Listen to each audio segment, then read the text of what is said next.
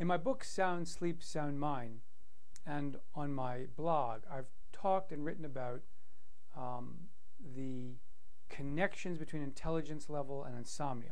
In my clinical experience, I've noticed that many people with insomnia have what appears to me to be higher intelligence, and perhaps I should describe this as the intellectual type of intelligence as opposed to, let's say, emotional intelligence.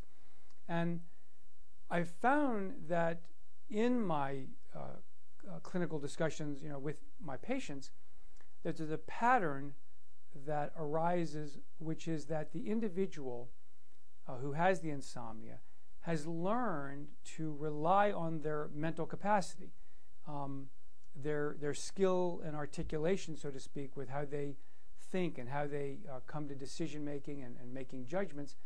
And they know themselves to be very good with all of this type of analysis. But they then apply that technique to trying to solve insomnia, which isn't very effective, as the treatment of insomnia requires actually some more emotional intelligence in addition to just pure intellect. And as I've discussed this with many of these patients, there's a general concurrence that yes, these are individuals who tended to capitalize on their intellects, their perhaps higher IQs, doing better in school, getting good grades, and in so doing, that path seems to make them at risk for insomnia because they're spending too much time in the analytic mode and not having what I would call a more balanced view of the thoughts and feelings that they're capable of experience. Now, recently we got a comment on one of the blogs about this issue, wondering, is the same thing relevant in children? And I believe it is, because in my adult patients who are describing this phenomena, many of them reported this issue or problem or strength in some cases in which you are using the mind too much for intellectual matters.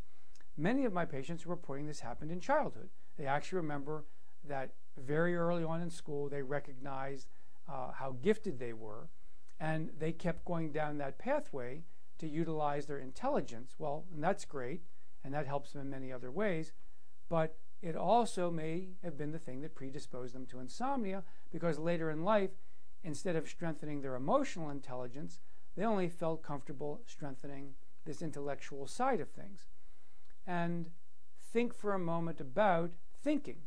People who have insomnia almost always report they think too much. They overanalyze things.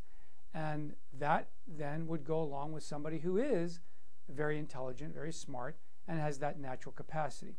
So in my experience, not only do I hear the stories from adults, but when I meet children and teenagers who have insomnia, I often find them to be individuals that have very overactive minds, and many of them are what I believe to be is very intelligent and with higher IQs.